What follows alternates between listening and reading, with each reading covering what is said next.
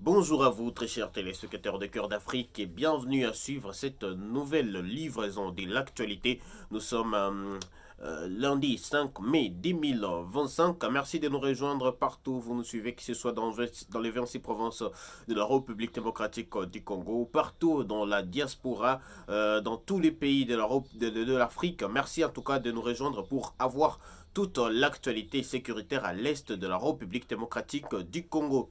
Alors, je vais commencer par la sécurité. Bien sûr, il y a eu deux affrontements qui ont été signalés depuis très tôt les matins de ce lundi 5 mai 2025 à 6h20, plus exactement, que des détonations en armes lourdes et légères ont commencé à retentir dans la province du Sud Kivu, dans le village de Aenge, plus communément appelé Kakenge. Voilà, la plupart des gens connaissent ce village comme Kakenge, le village de Kakenge, mais c'est le village de Aenge, ce qui se retrouve d'ailleurs dans les territoires d'Efizi, où le Wazalendo ont une fois de plus attaqué les positions de mouvement rebelle AFC M23 avec comme objectif de le repousser très très loin de ce village des Kakenge. Des détonations en armes lourdes et légères sont donc entendues dans cette partie. Un déplacement massif de la population est signalé sur cette partie parce qu'il y a vraiment des affrontements qui sont très très violents. Et jusqu'à présent d'ailleurs nous sommes 10 heures. Nous sommes 10 heures déjà. Les affrontements continuent dans cette partie. Difficile pour l'instant de pouvoir établir un bilan de ces affrontements, mais retenez que les affrontements se poursuivent dans cette partie et les combats sont vraiment nourris d'une grande violence. On espère que dans les heures qui viennent, nous aurons beaucoup de précisions par rapport à ces affrontements qui se passent dans les territoires d'Efizi, dans le sud Kivu. Et puis, pendant ces temps, dans les nord Kivu, les forces armées de la République démocratique du Congo continuent à annoncer qu'ils sont en bonne position. Aujourd'hui, malgré la chute de Lunyasenge, malgré la chute de deux autres villages dont j'ai parlé hier dans les territoires de Lubero, mais les forces armées de la République démocratique du Congo rassurent une fois de plus que les positions sont encore inviolables jusqu'à présent. Et puis un autre sujet qui fait la une déjà ce matin, c'est cette nouvelle sortie médiatique de l'opposant congolais Martin Fayulu. Martin Fayulu, je vous raconte, il a été reçu sur France 24 dans les journaux du soir sur France 24 et Martin Fayulu a répondu à plusieurs questions concernant la situation sécuritaire à l'est de la République démocratique du Congo. Mais ce qui nous a retenu, c'est que d'ailleurs il a expliqué, après avoir signé un communiqué, je vous avais dit que il y a quelques jours, l'opposition congolaise, représentée par Moïse Katumbi, Dili Sesanga, Joseph Kabila et Martin Fayulu, a signé un communiqué demandant un dialogue national. Et Martin Fayulu a répondu à une des questions qui lui demandait comment est-ce que, parce que déjà, depuis 2018, Martin Fayulu a toujours accusé Joseph Kabila d'avoir comploté avec Félix Tshisekedi pour que Félix Tshisekedi puisse arriver au pouvoir. Mais voilà, aujourd'hui, l'on retrouve Martin Fayulu aux côtés de Joseph Kabila pour demander un dialogue. Martin Fayulu a précisé que dans sa démarche, c'est les Congo qui l'intéressent. Dans sa démarche, c'est pour la République démocratique du Congo qu'il agit et qu'il pourrait se rallier à n'importe qui tant que c'est dans l'intérêt de la République démocratique du Congo. Il a même cité qu'il pourrait se rallier dans les jours qui viennent avec Félix Tshisekedi si c'est dans l'intérêt de la République démocratique du Congo. Et d'ailleurs, on se souvient très bien que Martin Fayulu était l'un des farouches opposants aussi à Joseph Kabila parce qu'il a depuis quelques années mal parlé de Joseph Kabila et aujourd'hui il se voit comme un allié à cet homme qu'il a combattu pendant plusieurs années.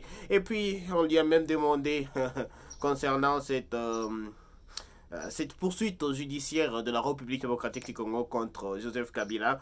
Malheureusement, il n'a pas répondu clairement à cette question, estimant que voilà, la question judiciaire ne les concernait pas. En tout cas, il n'a pas vraiment répondu. parce que ça aurait été intéressant qu'il puisse donner son avis par rapport à ces poursuites qui pèsent sur Joseph Kabila aujourd'hui. D'ailleurs, le Sénat est toujours en train d'étudier les cas. Dans quelques jours en tout cas, nous aurons les résultats du Sénat par rapport à ces cas bien précis. Donc voilà, la situation est en train de poursuivre son cours jusqu'à présent et nous allons y revenir toujours pour vous informer. Mais toujours dans la même interview, Martin Fayulu a, une fois de plus, s'est mordi d'ailleurs au pied parce que Martin Fayulu on lui a posé la question de savoir si sa motivation par rapport à ces dialogues que l'opposition est en train de demander aujourd'hui. Martin Fayulu a tenté d'expliquer, mais il s'est contredit quelque part parce que il y a quelques jours, quelques semaines d'ailleurs, on se rappelle très bien que le président de la République, Félix Antoine Tshisekedi Tshilombo, avait fait appel à l'opposition. Il avait tendu la main en tout cas à toute l'opposition de la République démocratique du Congo et à toutes les forces politiques en vue d'union nationale, un gouvernement d'union nationale. Mais Martin Fayulu, dans cette interview, il a dit qu'il était au courant et d'ailleurs qu'il avait été sollicité pour participer aux consultations en vue de ce gouvernement national, mais il avait décliné l'invitation. Et aujourd'hui, c'est lui qui demande un dialogue national, en tout cas une bonne contradiction de sa part, parce que déjà, la consultation nationale, c'était même la recherche de ces dialogues qu'il est en train de demander aujourd'hui. Mais aujourd'hui, lui, il demande un dialogue alors que les consultations pour l'Union nationale sont déjà passées. En tout cas, on attend la réponse de Kinshasa par rapport à ces dialogues qui est clamé partout, déjà par la Cinco, par l'opposition congolaise. Et d'ailleurs, on a vu aussi d'autres figures politiques de l'Afrique qui s'intéressent à la question et qui sont en train de proposer toujours leurs idées par rapport au dialogue national en République démocratique du Congo. Et puis Martin Fayulu s'était aussi exprimé sur un moyen de sortie, selon lui un moyen de sortie pour la crise sécuritaire à l'est de la République démocratique du Congo. Et comme il l'avait dit déjà devant la diaspora, il avait dit que la République démocratique du Congo devrait plutôt fusionner tous les processus qui sont en cours à la recherche de la paix à l'est de la République démocratique du Congo. D'ailleurs, c'est même ce qu'avait demandé la Cinco avec leur pacte national. La Cinco avait demandé que tous les processus de paix qui sont menés pour la République démocratique du Congo soient fusionnés et qu'ensemble, ces processus puissent aboutir à un accord définitif. Et c'est ce qu'a proposé aussi Martin Fayulu lorsqu'on lui a demandé quelle serait sa porte de sortie. Donc une porte de sortie peut-être qui était prévisible déjà à la base parce que avec la demande de Kinshasa d'un gouvernement d'union nationale, aussi la demande de l'opposition d'un dialogue, donc voilà, ça va toujours dans le même sens. Et puis un troisième sujet, nous allons revenir sur ce sujet en tout cas dans les heures qui viennent pour donner un peu plus la lumière sur ce qui se passe parce que déjà il y a beaucoup de cacophonies, il y a beaucoup de choses qui se mélangent, mais on attend en tout cas la réaction de Kinshasa parce que Kinshasa, depuis que les opposants sont en train de demander un dialogue, depuis que la Senko est en train de demander un dialogue, Kinshasa n'a pas encore répondu. Kinshasa n'a pas encore fait des sorties médiatiques par rapport à cette demande de l'opposition. Donc on attend avec impatience, mais peut-être que ce serait une porte de sortie ou peut-être bien que ce serait une manière de ralentir les choses de la part de l'opposition. En tout cas, toutes les possibilités sont à admettre à ce niveau-là. Et puis, dans un autre chapitre, la République démocratique du Congo a obtenu gain de cause dans la dénonciation de la contrebande persistante des minerais congolais vers le Rwanda. Et donc, ça s'est passé déjà hier, dimanche, que les États membres de la CIRGL se sont réunis. Donc, les ministres des mines de ces pays membres de la CIRGL se sont réunis et au cœur des négociations, il y avait la question de la République démocratique du Congo qui a dénoncé une fois de plus la contrebande des minerais, donc d'exploitation des minerais de la République démocratique du Congo et qui sont exportés vers le Rwanda illicitement.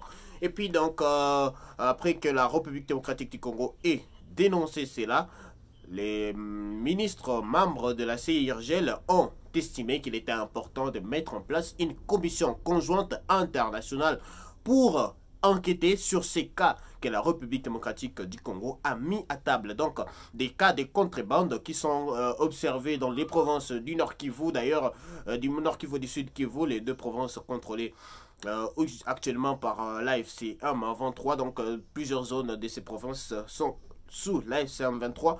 Et le gouvernement congolais a estimé qu'il y a beaucoup de contrebande dans cette partie et que les minerais sont exploités illicitement et conduits directement vers le Rwanda. Donc la CIRGL a estimé qu'il fallait mettre en place une commission d'enquête pour éradiquer cette affaire. Donc la commission déjà est en train d'être réunie et que l'équipe qui mènera des enquêtes sera mise en place dans les jours qui viennent pour essayer d'établir les responsabilités, mais aussi de surveiller comment ça se passe déjà dans l'exploitation illicite des minerais. Parce que je le rappelle, même sur France 24, selon les chiffres qu'ils ont avancés, dans les Roubaya, le Roubaya qui est aujourd'hui contrôlé par l'AFC M23, les M23 gagnerait par mois plus de 10 millions de dollars en exploitant les minerais dans cette partie. Nous savons très bien que Roubaya c'est une cité carrément minière, il y a du coltan là-bas et tout.